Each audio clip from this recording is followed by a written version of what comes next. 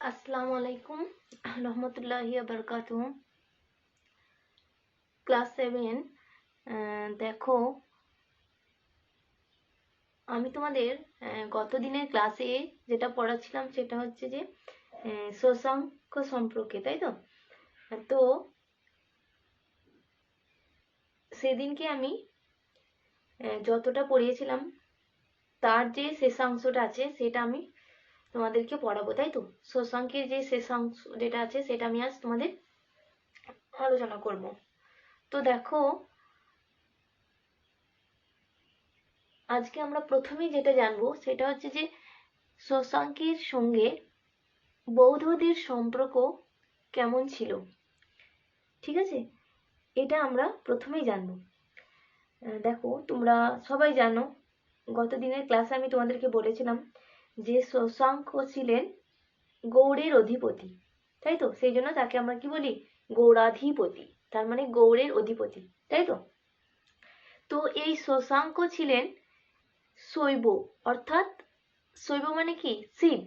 তিনি ছিলেন শিবের উপাসক, মানে শিবের আরাধনা করতেন। বুঝতে পারলে? তো এই শশাঙ্কের সময়ে দুইজন এর কথা আমি বলবো। একজন হচ্ছেন বিখ্যাত চীনা পর্যটক। চীনা পর্যটক মানে যিনি চীন থেকে এসেছিলেন, আমাদের দেশে পরিভ্রমণ করেছেন। ঠিক আছে, সেই জন্য বলা হচ্ছে চীনা পর্যটক। তো সেই চীনা পর্যটক যার নাম হচ্ছে হিউয়েন সাং। তার মানে এখান থেকে আমরা একটা শর্ট কোশ্চেন পেয়ে যাচ্ছি যে হিউয়েন সাং কে ছিলেন? তিনি ছিলেন একজন চীনা পর্যটক, তাই তো? এখানেতে তোমাদেরকে একটা কথা বলে রাখি যে ঘাবড়ানোর কিছু নেই। এই হিউয়েন সাং আর সোয়ানজাং হচ্ছেন একই ব্যক্তি। বুঝতে পারলে? মনে রাখবে এটা। আর একটা কথা বলি, আর ফাইয়েন আর ফাসিয়ান এরা হচ্ছেন একই ব্যক্তি। এই প্রসঙ্গে বলে রাখলাম, এটা একটু মনে রাখবে। বুঝতে পারলে? তো এই চীনা পর্যটক হিউয়েন সাং তার বিবরণী এবং একটা বিখ্যাত বৌদ্ধ গ্রন্থ যেটার নাম হচ্ছে আর্যমঞ্জুশ্রী মূলকল্প। তো সেই গ্রন্থে এই শশাঙ্ককে কি বলা হয়েছে না বৌদ্ধ বিদ্বেষী বলা হয়েছে। দেখো, এখানেতে তোমাদেরকে একটা কথা বলি, এই বৌদ্ধ বিদ্বেষী মানে কি? তাহলে সবার আগে আমাদেরকে জেনে নিতে হবে বিদ্বেষী। দেখো, বিদ্বেষী কথাটা এসেছে বিদ্বেষ থেকে। আর বিদ্বেষ মানে হলো, বোর্ডের দিকে তাকাও, দেখো আমি লিখেছি বোর্ডে, দেখলে বুঝতে পারবে। বিদ্বেষ মানে হচ্ছে ঈর্ষা করা, মানে যেটাকে আমরা বলি হিংসা করা। ঠিক আছে, তো এই বিদ্বেষ থেকে এসে বিদ্বেষী, তার মানে যে অন্যকে হিংসা করে। তার মানে কে অন্যকে হিংসা করে? যে আমাদের শত্রু হয়, যে আমাদেরকে দেখতে পারে না, তাই তো? তো যে অন্যকে হিংসা করে এমন ব্যক্তি, তার সে আমাদের কাছে কে হবে? আমাদের শত্রু হবে।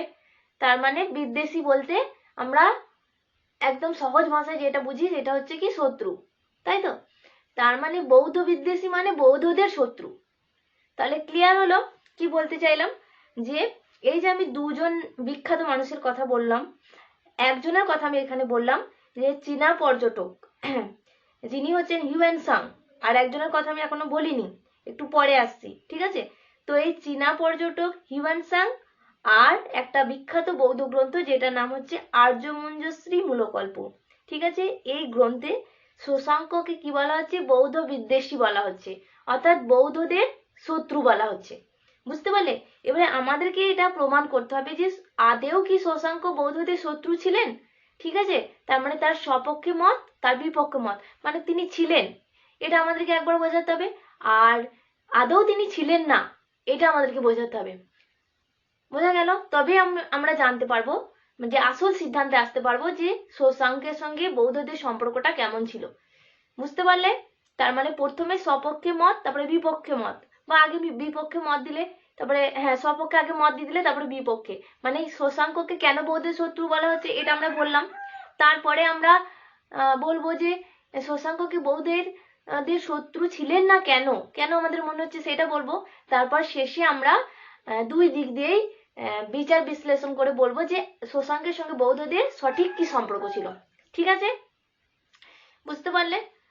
তো দেখো, এই যে বললাম এই হিউয়েন-সাং আর এই যে বৌদ্ধ গ্রন্থ অর্থাৎ আর্যমঞ্জুশ্রী মূলকল্প, এখানে বলা হচ্ছে বৌদ্ধ বিদ্বেষী অর্থাৎ বৌদ্ধ যে শত্রু, তাদের কি মনে হয়েছে যে তিনি এই বৌদ্ধদের শত্রু ছিলেন। তার কারণ হিসেবে তারা তুলে ধরেছেন যে এই শশাঙ্ক বৌদ্ধ ভিক্ষুকদের হত্যা করেছিলেন এবং তার সঙ্গে সঙ্গে তিনি বৌদ্ধদের যে পবিত্র স্মারক সেটাকেও ধ্বংস করেছিলেন এই শশাঙ্ক।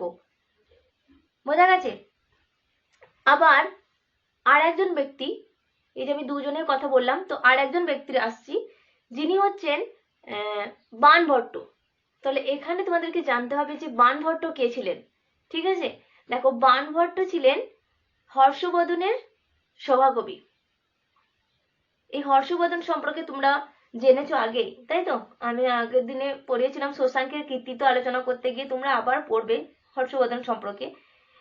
তো সেখানে আমি শশাঙ্কের সঙ্গে হর্ষবর্ধনের যে সম্পর্ক ছিল সেখানে আলোচনা করতে গিয়ে তোমাদেরকে বলেছিলাম হর্ষবর্ধন সম্পর্কে, তাই তো? এই যে তিনি ওই পুষ্যবৃত্তি বংশের, ধানেশ্বরের পুষ্যবৃত্তি বংশের রাজা ছিলেন, তাই তো? প্রথমে তার এর বাবা হচ্ছেন প্রভাকর বর্ধনের পর দাদা রাজ্যবর্ধন রাজত্ব করছিলেন, আর এর বোন ছিলেন রাজশ্রী, তাই তো? রাজশ্রীর সঙ্গে যখন কৌনজের যে রাজা গ্রহবর্মার সঙ্গে বিবাহ হয়েছিল, তারপর শশাঙ্কের সঙ্গে তার বিরোধ বাঁধে এবং রাজশ্রীকে বন্দিনী করা হয় জেলে এবং গ্রহবর্মার মৃত্যু ঘটে। তারপর রাজ্যবর্ধনকে হত্যা করা হয়, আমরা সেই ঘটনাটা শুনেছি।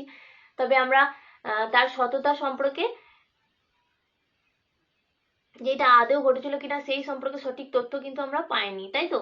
তো যাই হোক, সেইখানেতে আমরা হর্ষবর্ধনকে জেনেছিলাম যে হর্ষবর্ধন তারপর তার দাদার মৃত্যুর পর, রাজ্যবর্ধনের মৃত্যুর পর তিনি এই ধানেশ্বর তথা এই কৌনজ পুরোটার অধিপতি হন, তাই না? তো সেই হর্ষবর্ধনের সভাকবি ছিলেন হচ্ছে বাণভট্ট। বোঝা গেছে? আর এই বাণভট্টের একটা বিখ্যাত গ্রন্থ যেটার নাম হচ্ছে হর্ষচরিত, মনে রাখবে। বুঝতে পারলে? তাহলে এখান থেকে কোশ্চেন হতে পারে, শর্ট কোশ্চেন, যে বাণভট্ট কে ছিলেন, তাহলে বলবে হর্ষবর্ধনের সভাকবি। আর এই বাণভট্টের যে রচনা সেটার নাম হচ্ছে হর্ষচরিত। ঠিক আছে? তো এই হর্ষচরিত গ্রন্থে এই বাণভট্ট এই একই কারণে এই শশাঙ্ককে নিন্দা করেছেন। এনারও মনে হয়েছে যে তিনি ছিলেন বৌদ্ধদের শত্রু, কারণ তিনি বৌদ্ধদেরকে দেখতে পারতেন না, সেই জন্য এই বৌদ্ধ ভিক্ষুকদেরকে হত্যা করেছিলেন এবং তাদের যে পবিত্র স্মারক সেটাকে ধ্বংস করে দিয়েছিলেন। মানে এর মধ্যে দিয়ে বৌদ্ধ ধর্মকে নিশ্চিহ্ন করতে চেয়েছিলেন, তাই না? এটাই বোঝাচ্ছে এখানেতে। তো যাই হোক, এরপর আমরা এটা তো দেখো বৌদ্ধদের শত্রু ছিলেন শশাঙ্ক, বৌদ্ধদের শত্রু ছিলেন কিনা সেই সম্পর্কে তথ্য দিল এখানে, সেটা সপক্ষে, তাই তো? এবারে বিপক্ষে আমরা জানবো। দেখো যে আদৌ তিনি ছিলেন না, এটা এবার আমরা জানবো, তাই তো? এতক্ষণ জানলাম যে ছিলেন এবং তার সপক্ষে যুক্তি দিলাম। এবার এই শশাঙ্ক বৌদ্ধদের শত্রু ছিলেন না, দেখো তাহলে এই মতের আমরা কি করে বুঝতে পারবো? দেখো এই মতের যে যুক্তিগুলো দিলে বুঝতে পারবো। যেমন হিউয়েন-সাং কয়েক বছর পর শশাঙ্কের কর্ণসুবর্ণ নগরের উপকণ্ঠে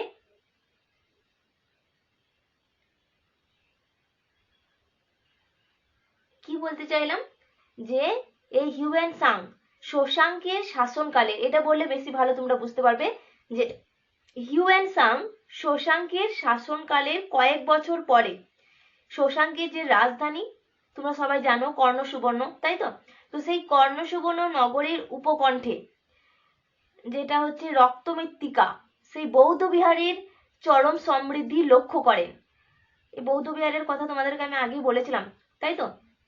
তো যাই হোক, তো সেই জন্য বলা হচ্ছে যে হিউয়েন-সাং শশাঙ্কের রাজত্বকালের কয়েক বছর পর তিনি এই কর্ণসুবর্ণ নগরের উপকণ্ঠে যে রক্তমৃত্তিকা বৌদ্ধ বিহার আছে সেখানে তিনি এসেছিলেন এবং সেই বৌদ্ধ বিহারের চরম সমৃদ্ধি লক্ষ্য করেছেন। তাহলে এখানে একটা পয়েন্ট দেখো, শশাঙ্ক যদি সত্যি বৌদ্ধ বিদ্বেষী অর্থাৎ বৌদ্ধদের শত্রু হতেন, তাহলে কিন্তু এই বৌদ্ধ বিহারের সমৃদ্ধি তো হওয়ার কথা নয়, তাই না? তাহলে এটা একটা পয়েন্ট। আর একটা পয়েন্ট আমরা কি বলতে পারি, যে এই শশাঙ্কের মৃত্যুর 50 বছর পরে আর একজন বিখ্যাত চীনা পর্যটক, যার নাম হচ্ছে ইট সিং, তিনি বাংলায় এসেছিলেন এবং বাংলায় বৌদ্ধ ধর্মের উন্নতির কথা তিনি জেনেছেন, অর্থাৎ বৌদ্ধ ধর্মের সমৃদ্ধির কথা তিনি জেনেছেন। বুঝতে পেরেছো? তাহলে এর থেকেই প্রমাণিত হয় যে শশাঙ্ক কিন্তু বৌদ্ধ বিদ্বেষী ছিলেন না, কারণ তিনি যদি সত্যি বৌদ্ধ বিদ্বেষী থাকতেন অর্থাৎ বৌদ্ধদের শত্রু থাকতেন, তাহলে অবশ্যই বৌদ্ধ ধর্মের বিকাশ লাভ সম্ভব হতো না, তাই না? তাহলে তো নিশ্চিহ্ন হয়ে যেত। তাহলে এই বৌদ্ধ ধর্মের সমৃদ্ধির কথা আর এই যে উন্নতি ঘটেছিল তার প্রমাণস্বরূপ তারা দেখেছেন, তাহলে সেগুলো তো থাকার কথা নয়, তাই তো? তাহলে এখান থেকেই প্রমাণিত হচ্ছে যে শশাঙ্ক কিন্তু বৌদ্ধ বিদ্বেষী ছিলেন না। সেই জন্য দেখবে সব দিক বিচার বিশ্লেষণ করে বিখ্যাত ঐতিহাসিক একজনের নাম হচ্ছে যে তোমার ডক্টর রমেশ চন্দ্র মজুমদার, আর একজন হচ্ছেন ডক্টর রমাপ্রসাদ চন্দ্র। তো এনারা বলছেন যে আসল কারণ যেটা, সেটা হচ্ছে হিউয়েন সাং আর বানভট্ট, এরা দুজন হচ্ছে ছিলেন হর্ষবর্ধনের অনুগ্রহভাজন। অনুগ্রহভাজন মানে হচ্ছে হর্ষবর্ধনের দয়া প্রার্থী, কারণ এরা দুজনেই হর্ষবর্ধনের, একজন ছিলেন হর্ষবর্ধনের সভাকবি, আর এই হিউয়েন সাং কিন্তু হর্ষবর্ধনের রাজত্বকালে তার রাজসভায় এসেছিলেন। বুঝতে পেরেছো? এবং তার সঙ্গে সময় কাটিয়েছিলেন অনেকটা সময় ধরে। সেই জন্য স্বাভাবিকই এর অনুগ্রহ ভাজন ছিলেন, মানে এর দয়া প্রার্থী ছিলেন। বুঝতে পেরেছো? তো সেই জন্য তো স্বাভাবিকই এই হিউয়েন সাং আর বানভট্ট হর্ষবর্ধনের গুণকীর্তন করবেন। বুঝতে পেরেছো? একে তো সাপোর্ট করবেন। সেই জন্য এরা শশাঙ্কের বিদ্বেষী ছিলেন, তার মানে শশাঙ্ক বিদ্বেষী ছিলেন অর্থাৎ শশাঙ্কের শত্রু ছিলেন। বুঝতে পেরেছো? যেহেতু হর্ষবর্ধনের সঙ্গে শশাঙ্কের সম্পর্ক ভালো ছিল না, এটা আমরা আগেই জেনেছি, তাই তো? তাহলে বুঝতে পারলে, যেহেতু হর্ষবর্ধনের অনুগ্রহ ভাজন ছিলেন হিউয়েন সাং আর বানভট্ট, সেই জন্য স্বভাবতই এই হিউয়েন সাং আর বানভট্ট এই শশাঙ্ক বিদ্বেষী ছিলেন অর্থাৎ শশাঙ্কের শত্রু ছিলেন, আমরা বলতে পারি। সেই জন্যই তারা অযথা শশাঙ্কের চরিত্রকে কালিমা লিপ্ত করতে চেয়েছেন। বুঝতে পেরেছো? আর সেই জন্যই এরকম কথা বলা হয়েছে যে এই শশাঙ্ক ছিলেন বৌদ্ধ বিদ্বেষী। বোঝা গেছে কি বলতে চাইলাম?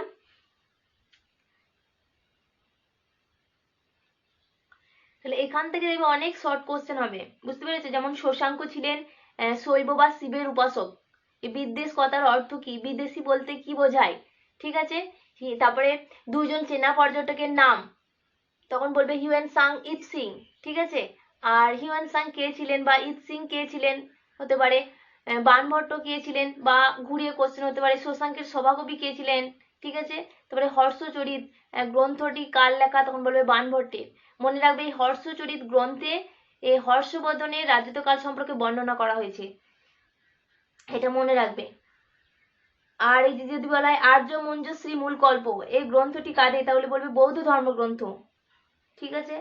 এগুলো একটু মনে রাখবে, এখান থেকে এই শর্ট কোশ্চেন গুলো হবে, এগুলো লিখে নেবে। বুঝতে পারলে? আর এখান থেকে এটা একটা 5 নম্বরের কোশ্চেন হবে, এই শশাঙ্কের সঙ্গে বৌদ্ধদের সম্পর্ক কেমন ছিল, 5 মার্কসের, ঠিক আছে? বুঝতে পারলে? এরপর আমরা যেটা আসবো সেটা হচ্ছে যে মাৎস্যন্যায়ের যুগ, মাৎস্যন্যায়ের যুগ সম্পর্কে আমরা জানবো। তাহলে মাৎস্যন্যায়ের যুগ সম্পর্কে জানার আগে আমাদেরকে জানতে হবে যে মাৎস্যন্যায়টা কি, তাই তো? দেখো, এই শশাঙ্কের মৃত্যুর, তোমরা জানো যে শশাঙ্কের মৃত্যু ঘটেছিল তোমার 637 খ্রিস্টাব্দে, তাই তো? এর শশাঙ্কের যেটা রাজত্বকাল সেটা তোমরা জানো যে তোমার 606 থেকে 637 খ্রিস্টাব্দ, তাই তো? তোমরা জানো, তোমাদেরকে গতদিনের ক্লাস আমি বলেছিলাম শশাঙ্কের তোমার রাজত্বকাল সম্পর্কে, তাই তো? 606 থেকে 637। তো সেজন্য বলা হচ্ছে যে শশাঙ্কের মৃত্যুর পর খ্রিস্টীয় 7ম শতকের মধ্যভাগ থেকে 8ম শতকের মধ্যভাগ পর্যন্ত, বোর্ডের দিকে তাকাও, দেখো আমি লিখেছি, বুঝতে পারবে যে শশাঙ্কের মৃত্যুর পর খ্রিস্টীয় সপ্তম শতকের মধ্যভাগ থেকে অষ্টম শতকের মধ্যভাগ পর্যন্ত। দেখো এই যে সপ্তম শতকের মধ্যভাগ থেকে অষ্টম শতক, তার মানে সপ্তম শতকের মধ্যভাগ মানে 650, ঠিক আছে, আর অষ্টম শতকের মধ্যভাগ মানে 750, তাহলে 650 থেকে 750 খ্রিস্টাব্দ, এই যে প্রায় 100 বছর। তো এই সময়টা হচ্ছে শশাঙ্কের মৃত্যুর পর, ঠিক আছে, সেই জন্য বলা হচ্ছে যে শশাঙ্কের মৃত্যুর পর এই যে খ্রিস্টীয় সপ্তম শতকের মধ্যভাগ থেকে অষ্টম শতকের মধ্যভাগ অর্থাৎ 650 থেকে 750 খ্রিস্টাব্দ, এই যে প্রায় 100 বছর বাংলায় যে রাজনৈতিক বিশৃঙ্খলা ও সামাজিক অনাচার দেখা গিয়েছিল, তো সেই অবস্থাটাকে বলা হচ্ছে মাৎস্য ন্যায়, ঠিক আছে। আর এই যে সময় পর্ব প্রায় 100 বছর, এই যে সময় পর্ব, এটাকে বলা হচ্ছে মাৎস্য ন্যায়ের যুগ। ক্লিয়ার হলো? এরপরে আমরা জানবো এই মাৎস্য ন্যায়ের আক্ষরিক অর্থ, ঠিক আছে, কেন মাৎস্য ন্যায় একে বলা হচ্ছে, তাই তো, অন্য কিছু তো বলা হতে পারতো, মাৎস্য ন্যায় কেন বলা হচ্ছে। দেখো সবার আগে বলি যে এই মাৎস্য ন্যায় শব্দের উল্লেখ পাওয়া যায় বিখ্যাত এক তিব্বতী ইতিহাসবিদ যার নাম হচ্ছে লামা তারানাথ, ঠিক আছে। তো সেই লামা তারানাথের বর্ণনায় এবং কৌটিল্যের অর্থশাস্ত্রে। তাহলে কি বললাম, যে এই মাৎস্য ন্যায় শব্দের উল্লেখ পাওয়া যায় বিখ্যাত একজন তিব্বতী ইতিহাসবিদ যার নাম হচ্ছে লামা তারানাথ, সেই লামা তারানাথের বর্ণনায় এবং কৌটিল্যের অর্থশাস্ত্রে। আর এর পাশাপাশি আমরা আবার একটা বিখ্যাত বৌদ্ধ গ্রন্থ একটু আগে যেটা নাম বললাম আর্যমঞ্জশ্রী মূলকল্প, সেই বৌদ্ধ গ্রন্থ থেকেও এই সময়টার, যে সময়টার আমরা কথা বললাম 650 থেকে 750, তো এই সময়ে বাংলার দুর্দশার কথা জানা যায়। দেখো প্রকৃতপক্ষে মাৎস্য ন্যায় বলতে কি বোঝাচ্ছে বলতো, যে দেশে অরাজক অবস্থা, তার মানে স্থায়ী রাজার অভাবকে এখানে বোঝানো হচ্ছে, তাই না, একজন স্থায়ী রাজা এই সময় ছিল না, বুঝতে পেরেছো, সেই জন্য যে যেরকম ভাবে মানে একটা এলাকা নিজেদের মতো করে শাসন করত, সেই জন্য বলা হচ্ছে যে মাৎস্য ন্যায় বলতে বোঝাচ্ছে দেশের অরাজক অবস্থা। তাহলে দেশের অরাজক অবস্থা কখন সৃষ্টি হয় বলতো, যখন সেখানে একজন স্থায়ী রাজা থাকে না, তাই না, স্থায়ী রাজার অভাব দেখা দেয়, তখন অরাজক অবস্থার সৃষ্টি হয়। সেই জন্য বলা হচ্ছে যে প্রকৃতপক্ষে মাৎস্য ন্যায় বলতে দেশের অরাজক অবস্থা, তার মানে যে এটা যদি একটু ভালো করে বলি তাহলে বুঝতে পারবে যে অরাজক অবস্থা মানে হচ্ছে স্থায়ী রাজার অভাব, বুঝতে পারলাম। আর এই মাৎস্য ন্যায় শব্দটির আক্ষরিক অর্থ হিসেবে কি বোঝায় বলতো, যে মাছের মতো আচরণকে বোঝায়, মাছের মতো আচরণ, অর্থাৎ দেখবে পুকুরের মাছ যেমন সুযোগ পেলে, পুকুরের যেগুলো বড় মাছ সেগুলো দেখবে সুযোগ পেলে যেমন ছোট ছোট মাছগুলোকে গিলে খায়, ঠিক তেমনি শশাঙ্কের মৃত্যুর পর বাংলায় শক্তিশালী বিত্তমান যে সমস্ত পুরুষরা তারা কি করত না, দুর্বল এবং অসহায়দের সবকিছু আত্মসাৎ করত, বুঝতে পেরেছো। সেই জন্য এই অবস্থাটাই হচ্ছে প্রকৃতপক্ষে মাৎস্য ন্যায়, মানে মৎস্যের সঙ্গে তুলনা করা হয়েছে, অর্থাৎ মাছের মতো আচরণ করা হচ্ছে, তাই না। তাহলে এখানে ক্লিয়ার হলো যে দেখো মাৎস্য ন্যায় বলতে বোঝাচ্ছে দেশের অরাজক অবস্থা, তার মানে একজন স্থায়ী রাজার অভাব, একজন স্থায়ী রাজা যদি না থাকে তাহলে কি অবস্থা হয় সেটাকে বোঝানো হয়েছে। আর সেই জন্যই দেখো এই মাৎস্য ন্যায় কথার আক্ষরিক মানে মূল যেটা অর্থ সেটা হচ্ছে যে মানে মাছের মতো আচরণ। এখানে মাছের মতো আচরণ মানে তোমাদেরকে সেই জন্য একটা ছোট্ট উদাহরণ দিয়ে বোঝানো হলো, যে দেবে পুকুরে এরকম হয় পরিস্থিতি সৃষ্টি হয়, দেখবে অনেক সময় বড় বড় মাছগুলো ছোট ছোট মাছগুলোকে সুযোগ পেলেই গিলে ফেলে, বুঝতে পেরেছো। তো ঠিক সেই রকম বাংলা ওই শশাঙ্কের মৃত্যুর পর যেহেতু একজন স্থায়ী রাজা ছিলেন না, সেই জন্য এক একটা এলাকায় এরকম করে নিজেদের মতো করে মানে শাসন করতো নিজেদের ইচ্ছা অনুযায়ী, সেই জন্য বলছে। আর এগুলো কারা করতো সেটাই বলা হচ্ছে, যে বাংলায় যারা শক্তিশালী বিত্তবান পুরুষ ছিল, যাদের পাওয়ার অনেক বেশি ছিল, অনেক বেশি শক্তিশালী ছিল, তারা দুর্বল অসহায়দের উপর সবকিছু সর্বস্ব আত্মসাৎ করতো, মানে সবকিছু নিয়ে নিত, বুঝতে পেরেছো। তাদের উপর জোর জুলুম করতো, অনাচার অত্যাচার দেখা যেত, সেই জন্য যার ফলে তোমার এক করুণ অবস্থা সৃষ্টি হয়েছিল বাংলায়, বুঝতে পেরেছো। তাই এটাকে মাছের সঙ্গে মাছের আচরণের সঙ্গে তুলনা করা হচ্ছে, সেই জন্যই বলা হচ্ছে মাৎস্য ন্যায়, বোঝা গেছে।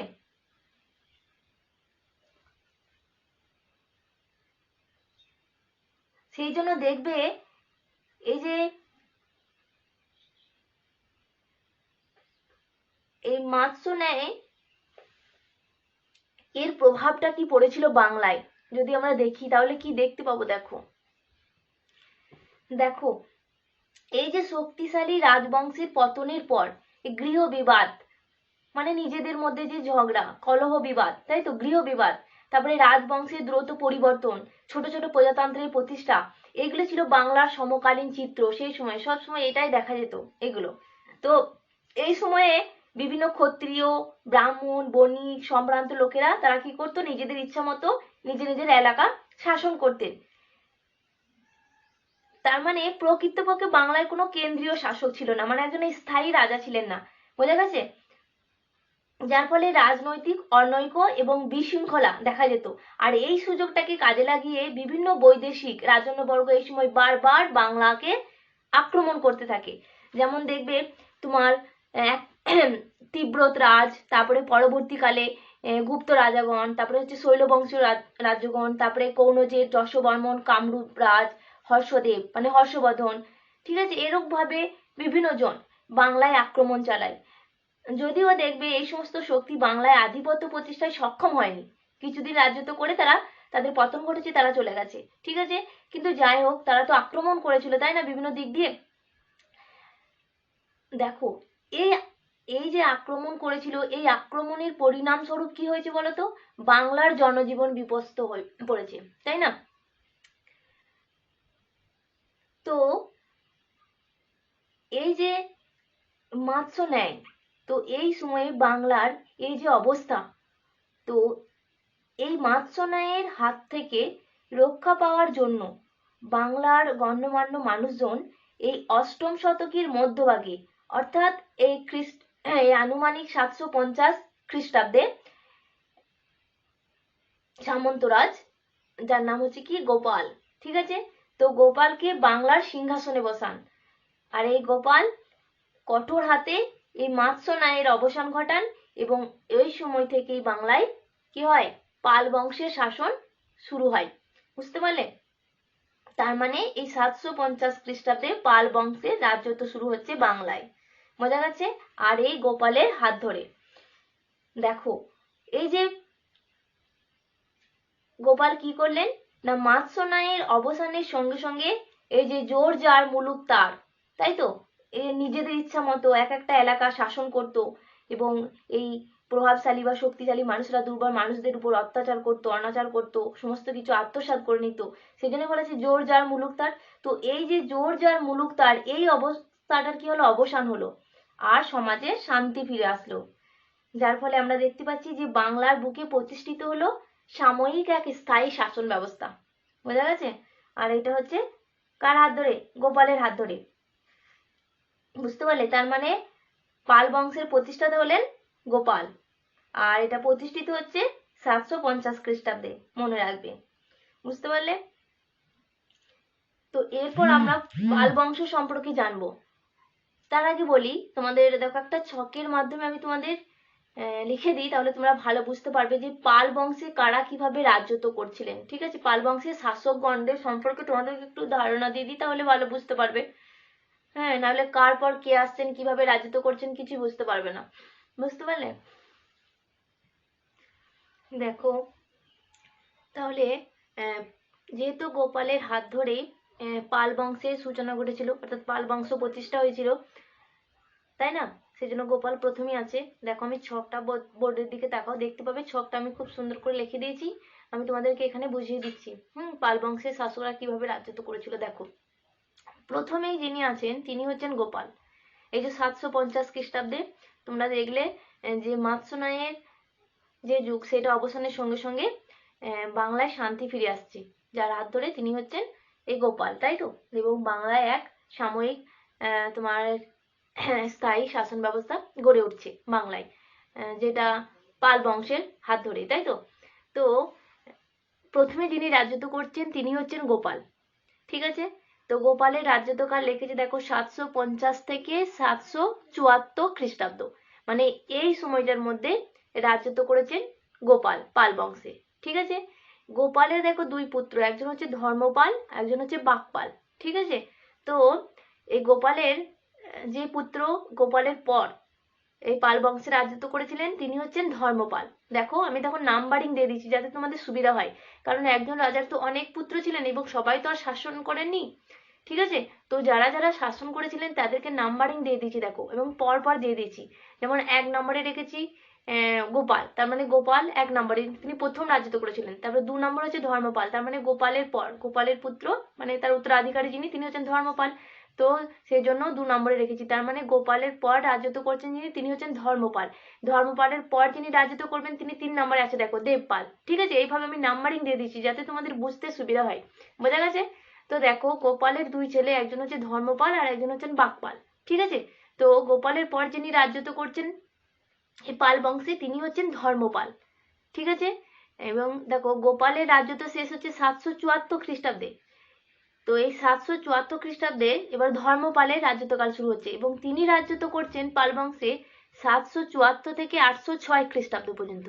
ঠিক আছে, এবার এই ধর্মপালের আবার 3 ছেলে দেখো, একজন হচ্ছে ত্রিভুবন পাল, একজন হলো দেবপাল আর একজন হলো জয়পাল, 3 ছেলে। ঠিক আছে, এবার দেখো ধর্মপালের যে ছেলে এই পাল বংশে রাজত্ব করছেন ধর্মপালের পর তিনি হচ্ছেন দেবপাল। দেখো দেবপালের জায়গায় আমি 3 নাম্বার লিখেছি, তার মানে দেবপাল এরপর আসবে ধর্মপালের পর। ঠিক আছে, এবং দেবপাল রাজত্ব করছেন 806 থেকে 845, কারণ দেখো 806 শেষ হয়ে যাচ্ছে ধর্মপালের রাজত্বকাল, তারপরে শুরু হচ্ছে আবার দেবপালের রাজত্বকাল। ঠিক আছে, 806 থেকে 845।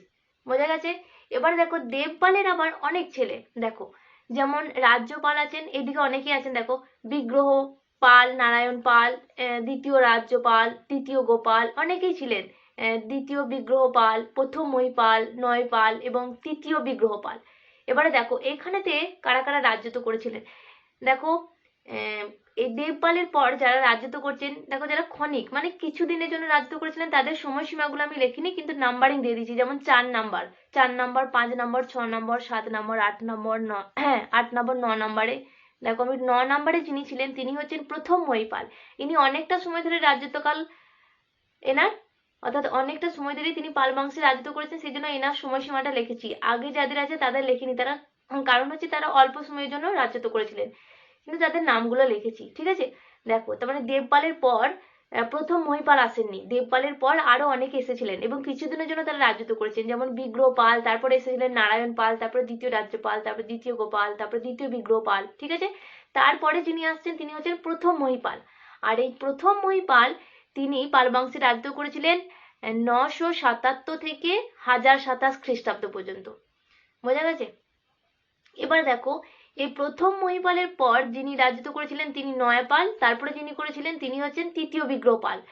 এনাদের সময়টা ছিল খুবই কম, সেই জন্য আমি উল্লেখ করিনি। এবার এই তৃতীয় বিগ্রহ পাল যিনি ছিলেন তার আবার দেখো তিনজন ছিলেন, একজন হচ্ছেন 3 পুত্র, একজন হচ্ছেন দ্বিতীয় মহিপাল, একজন হচ্ছেন দ্বিতীয় সুরপাল আর একজন হচ্ছেন রামপাল। ঠিক আছে, দেখো যিনি দ্বিতীয় মহিপাল এরা এই দ্বিতীয় বিগ্রহপালের পর যিনি রাজত্ব করছেন তিনি কে কে দেখো, হচ্ছে দ্বিতীয় মহিপাল। দ্বিতীয় মহিপাল হচ্ছে 1070 থেকে নিয়ে 1071। তারপরে যিনি করেছিলেন তিনি হচ্ছেন দ্বিতীয় সুরপাল। ঠিক আছে, এর সময়টা মানে ক্ষণিকের, সেই জন্য আমি আর লিখিনি। ঠিক আছে, তারপরে যিনি রাজত্ব করছেন তিনি হচ্ছেন রামপাল, মানে তারই ভাই, যিনি হচ্ছেন 1072 থেকে নিয়ে 1126 খ্রিস্টাব্দ পর্যন্ত। দেখো এই 1071 আর 1072 এই সময়টার মাঝে যে সময়, সেই সময়টা রাজত্ব করছেন দ্বিতীয় সুরপাল, মনে রাখবে। ঠিক আছে, আর এই রামপালের রাজত্ব হচ্ছে 1072 থেকে নিয়ে 1126 খ্রিস্টাব্দ পর্যন্ত। ঠিক আছে, এখানে মনে রাখবে এই রামপালের রাজ্যতের 50 বছরের মধ্যে মানে রামপালের রাজত্বের শেষ হওয়ার, অর্থাৎ রামপালের মৃত্যু, তার মৃত্যু ঘটার সঙ্গে সঙ্গে তার রাজত্বকাল শেষ হয়ে যায়, তাই তো। তো রামপালের রাজত্বকালের 50 বছরের মধ্যে, তার মানে তার মৃত্যুর 50 বছরের মধ্যেই আমরা দেখতে পাই যে বাংলার এই যে পাল বংশ, তো সেই পাল রাজত্ব আস্তে আস্তে শেষ হয়ে যায়। বুঝতে পারলে?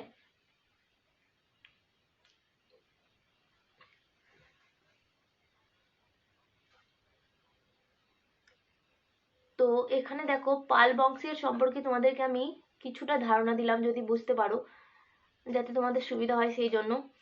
তো এই ছকটা ধরে আমি তোমাদেরকে পড়াবো, তাহলে তোমাদের সুবিধা হবে। তাহলে প্রথমে গোপাল সম্পর্কে জানবো, তারপরে ধর্মপাল, তারপরে দেবপাল, হ্যাঁ, যারা পাল বংশে রাজত্ব করেছিলেন এবং কিভাবে রাজত্ব করেছেন সেই সম্পর্কে আমরা বিস্তারিতভাবে নেক্সট দিনের ক্লাসে জানবো, ঠিক আছে? তো পরপর আমরা ঘটনা ওয়াইজ জানবো, ঠিক আছে? আর এই ছকটার মাধ্যমে যদি তোমাদেরকে পড়ানো হয় তাহলে আমার মনে হয় তোমরা অনেক বেশি ভালো বুঝতে পারবে, তাই তো? এটা ভালোভাবে সবাই লিখে নেবে, আর যদি কোথাও বুঝতে না পারো তাহলে অবশ্যই আমাকে বলবে।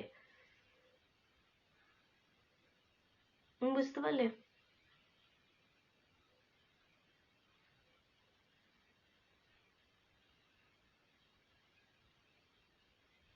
আর যেভাবে আমি নাম্বারিং করে দিয়েছি 1 2 3 4 5 6 করে, মানে কে কার পর রাজত্ব করছেন, এগুলো এইভাবে নাম্বার অনুযায়ী লিখে নেবে, তাহলে তোমাদের বুঝতে সুবিধা হবে। বুঝতে পারলে? আর সময়সীমাগুলো সব লিখবে ঠিকভাবে,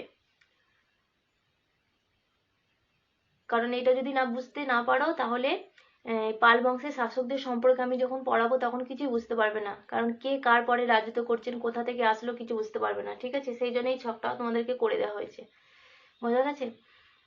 আর দেখো,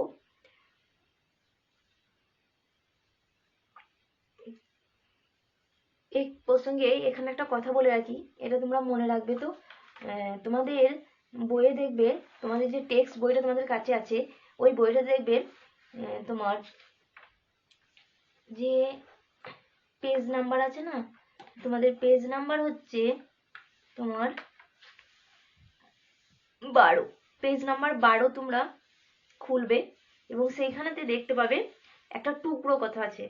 তো সেই টুকরো কথায় একটা কথা আছে, দেখবে গৌরবহ, এটা একটু পড়ে নেবে। তো মনে রাখবে যে কৌনজের শাসক, যার নাম হচ্ছে যশোবর্মা বা যশোবর্মন, ঠিক আছে? তো তার সভাকবি ছিলেন বা রাজকবি যিনি ছিলেন, তিনি হচ্ছেন বাগপতি রাজ।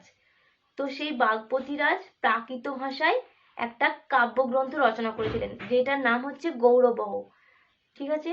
এটা একটা কোশ্চেন হয় যে গৌরবহ কি, তাহলে বলবে কৌনজের শাসক যশোবর্মা বা যশোবর্মণের একজন রাজকবি ছিলেন, যার নাম হচ্ছে বাগপতি রাজ। তিনি প্রাকৃত ভাষায় একটা কাব্য রচনা করেছিলেন, যেটা কোন সময়টার মধ্যে করেছিলেন না 725 থেকে 30 খ্রিস্টাব্দ, এই সময়টা নাগাদ তিনি একটা কাব্য রচনা করেছিলেন, যেটার নাম হচ্ছে গৌরবহ, ঠিক আছে? মনে রাখবে এই যশোবর্মন সম্পর্কে আলোচনা করা হয়েছে এই কাব্যে। এই যশোবর্মনের সঙ্গে মগধের রাজার যে যুদ্ধ, সেই যুদ্ধ কাহিনী এখানে বর্ণনা করা হয়েছে, এবং যশোবর্মন কিভাবে মগধের রাজাকে পরাজিত করেছিলেন তার বিস্তারিত আলোচনাও কবি এই কাব্যগ্রন্থে তুলে ধরেছেন। বুঝতে পারলে? তো এইটা একটু পড়ে নেবে, ঠিক আছে? তো আজকে যতটুকু পড়ালাম এটা দেখবে এবং ভালোভাবে পড়বে। আর এই পাল বংশের যে ছকটা দিলাম এটা বোঝার চেষ্টা করবে, ঠিক আছে? তো নেক্সট দিনে আমরা এই পাল বংশের শাসকদের সম্পর্কে বিস্তারিতভাবে আলোচনা করব, ঠিক আছে?